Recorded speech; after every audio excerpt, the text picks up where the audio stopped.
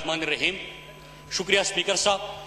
Speaker साहब, मेरी गुजारिश होगी कि जुमरात, जुम्मा और आज तीसरा दिन है कि अपोजिशन की तरफ से 2 दिन आपने देखा कि तकरीरें हुई और एक रहनुमा नहीं 2-3 रहनुमा इनके उठ की तकरीरें करते हैं, फिर उसके बाद इस ऐवान से वॉकआउट करते हैं।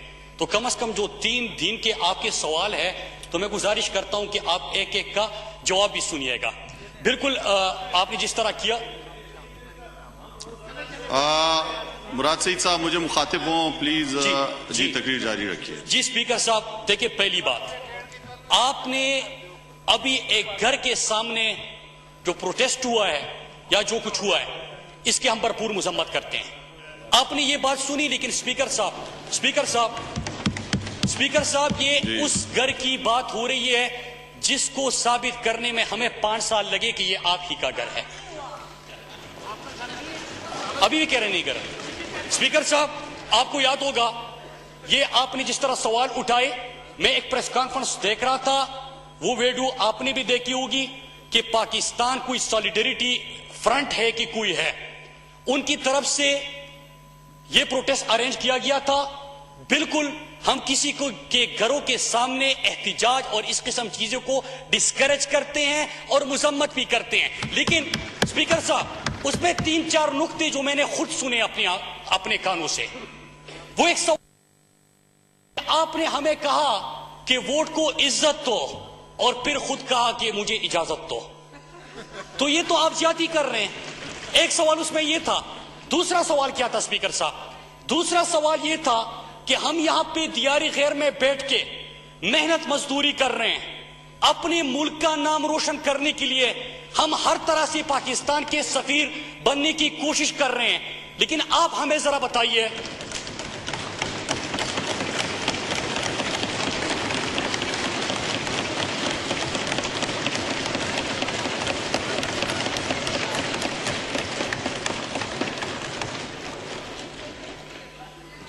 कि आप हमें जरा इस सवाल का जवाब दीजिए कि ये बड़े बड़े महल्लात जो बने हैं ये पाकिस्तान का पैसा था और ये पाकिस्तान कैसे आ गया? तो स्पीकर साहब, कुछ सवाल जेन्युइन होते हैं और इसी अपार्टमेंट और फ्लैट की बात करते हुए मैं एक दफा कौम को फिर से याद दिलाना चाहता हूं कि जनाब इस वक्त जो आपने स्पीचेस सुनी तो ये वो जायदादें हैं जिसके बारे में कहा गया था कि हमारी लंदन तो क्या पाकिस्तान के अंदर भी कोई जायदादें नहीं है, पता नहीं हम एक दूसरे के साथ रहते हैं। स्पीकर साहब, अब आते हैं असल इशू के ऊपर। जी अब आते हैं असल इशू के ऊपर। स्पीकर साहब, यहां पे एक बड़ी धमकियां दी गई।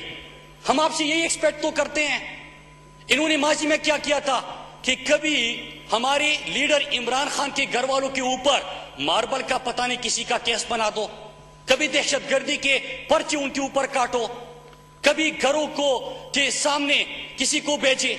ये तमाम चीजें इनकी तारीख रही है स्पीकर साहब, और अभी भी जिस अंदाज से धमकियां दे रहे थे तो मैं इनको जवाब देता चलूं कि गर्चे हम कुछ भी नहीं है लेकिन सर हथेली पे सजा सकते हैं, कोई बेचे तो किसी साहिल पर कश्तियां हम भी जला सकते हैं।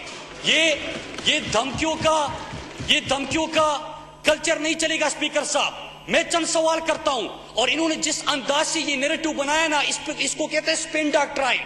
इनको पता था कि आज इनसे सवाल होगा क्योंकि लंदन से आपकी वापसी हुई है, कुछ सवाल होंगे जो पूरी कौम आपसे सुनना चाहते हैं। नंबर 1, पहला सवाल कि कितनी मेहनत आप सबको करनी पड़ी कि जब सुप्रीम कोर्ट में ये केस चल रहा था, पानामा पेपर सामने आए तो आप एक एक बंदा बैठ के यहां पे हमें लेक्चर देते रहे कि ये उनकी जायदादें नहीं है, और फिर उसी जायदाद में उनके साथ मिलते हुए आपको कैसे फील हुआ?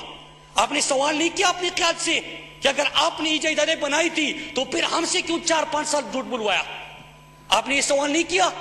क्या पाकिस्तानी कौम ने अगर आपसे सवाल किया कि आप मेरे वजीर खारजा थे, आप मेरे वजीर दिफा थे, तो किस तरह आप वहां पे मूची दूबी चौकीदार के कारोबार कर सकते थे और इकामे आपने रखे थे? क्या जेन्युइन सवाल नहीं है स्पीकर साहब? अगर इनको 15 लाख तक तनख्वाह मिलता था वहां पे तो ये तो पाकिस्तानी ऐवान का इसने हल्फ लिया था, इसने तो वजारत का हल्फ लिया था, इसने तो पाकिस्तान की वजारत दिफा को चलाना था, इसने तो पाकिस्तान की वजारत खारजा को चलाना था। अगर कोई आपसे यह सवाल करता है तो क्या इसका जवाब देना बनता नहीं है? کیا آپ ان کے لیے کیا خدمات دے رہے تھے؟ کیا یہ سوال غلط ہے؟ اگر تیسرا بندہ ان کے ساتھ احسن اقبال جو گیا تھا اس نے کیا کیا، اس کے جو کرپشن کے کیسز چل رہے ہیں، اس کا سوال کرنا کیا بنتا نہیں ہے؟ کیا اس نے جو اپنے بھائی کو غلط طریقے سے ٹھیکے دلوائے اس کا سوال بنتا نہیں ہے اسپیکر صاحب؟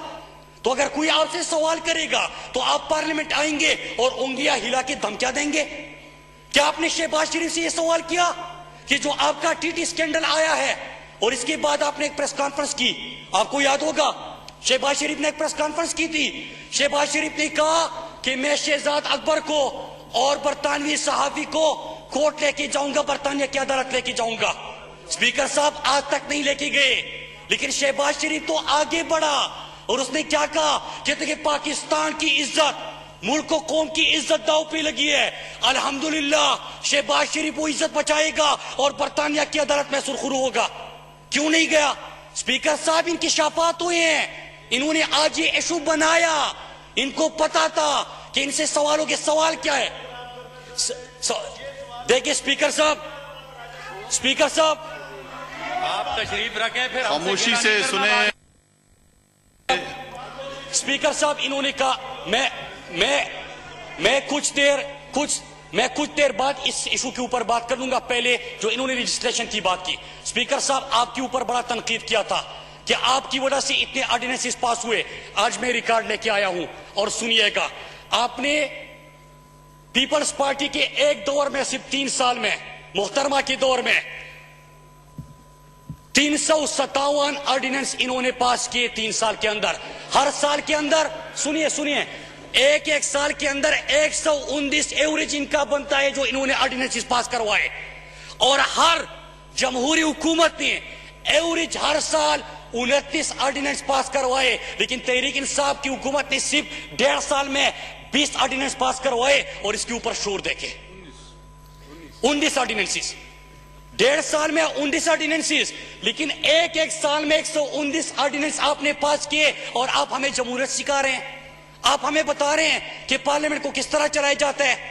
آپ کے دور میں تو کم از کم پروڈکشن آرڈر کا شور نہیں ہوگا، روزانہ پارلیمنٹ کا اجلاس شروع ہوتا ہے، پہلا سوال یہ ہوتا ہے کہ پروڈکشن آرڈر جاری کر دے، دوسرا سوال یہ ہوتا ہے کہ آپ جو حکومتی رویے ہیں، حکومت نے کیا کیا ہے۔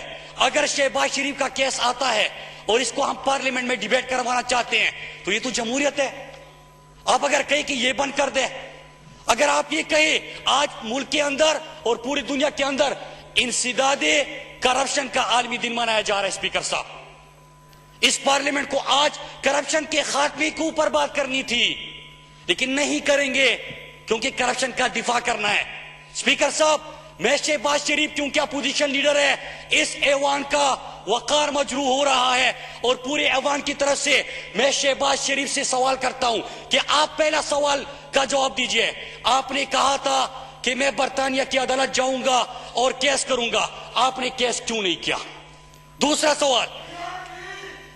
سوال کہ کرپشن کی طریقہ واردات بھی بڑا مختلف ہے، کہ نثار گل کو ایک بندی کو یہ اپنا ڈائریکٹر پولیٹیکل افیئرز لگاتے ہیں اور علی احمد کو director strategy C M house پہ لگاتے ہیں۔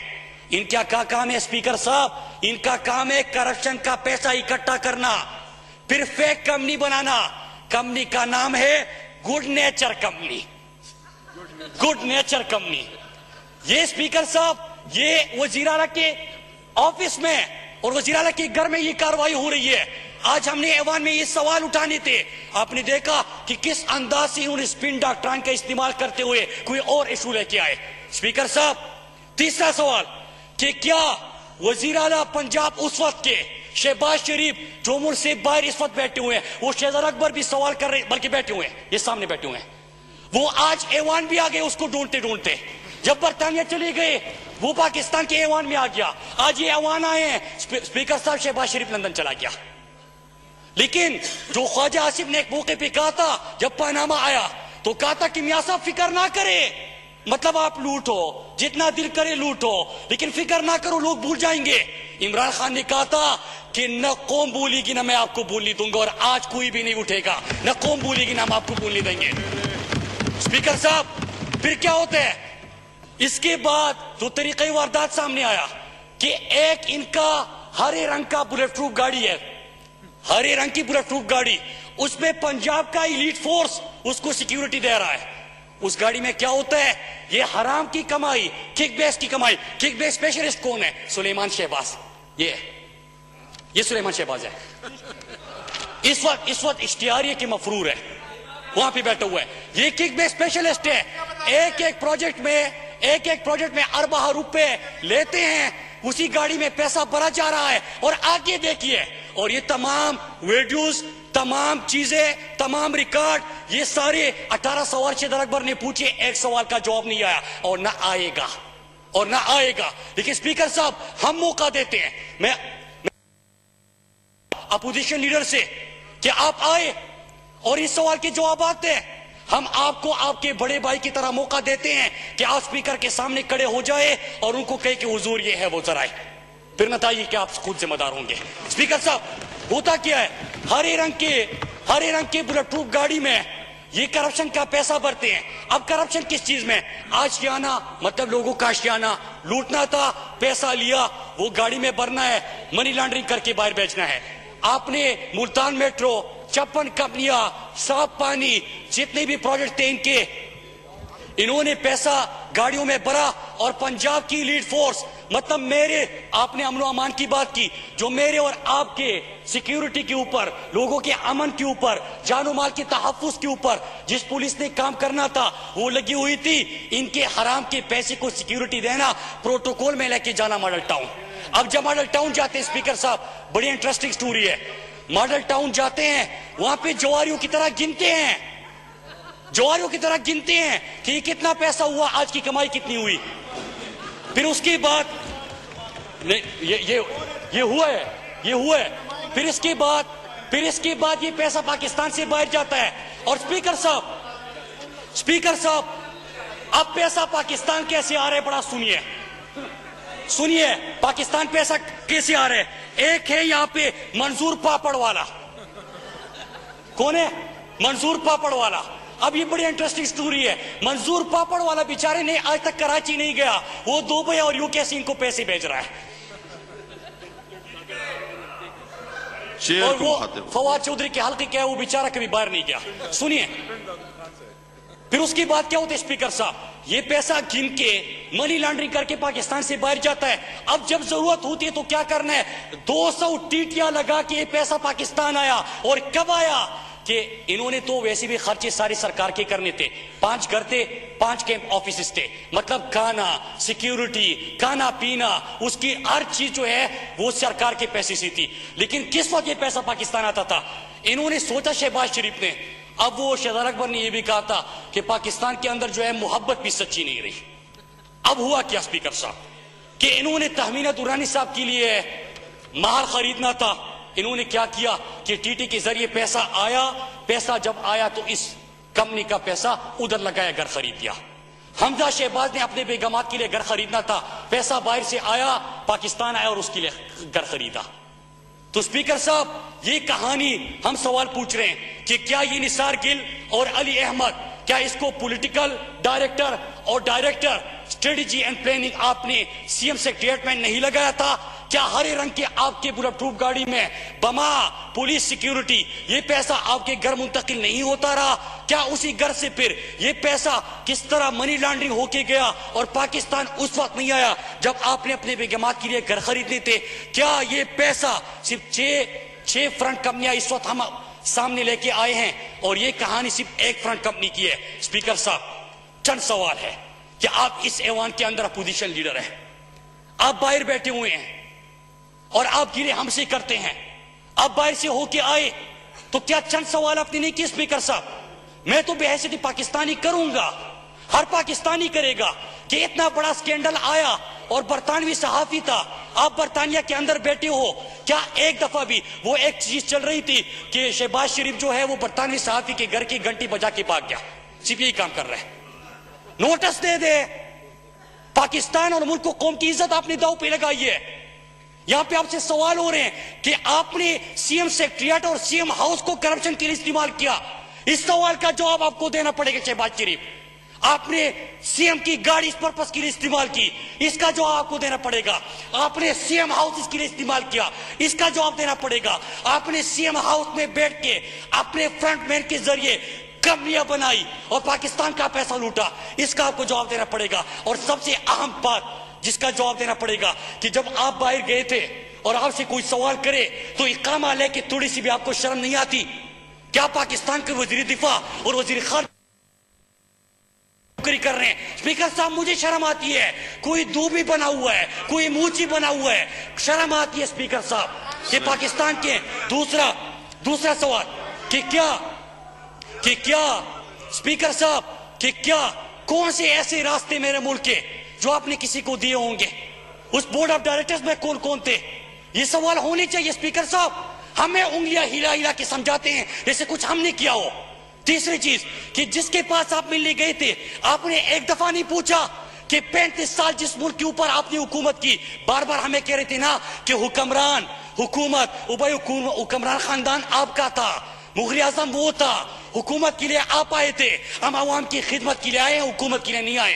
आपने एक सवाल करना था उनसे, सवाल ये करना था कि 35 साल हुकूमत आपने की उस पाकिस्तान के ऊपर, लेकिन एक ऐसा अस्पताल नहीं बना सके कि जिसके ऊपर आपका अपना इलाज हो सके। क्या ये सवाल इन्होंने पूछा?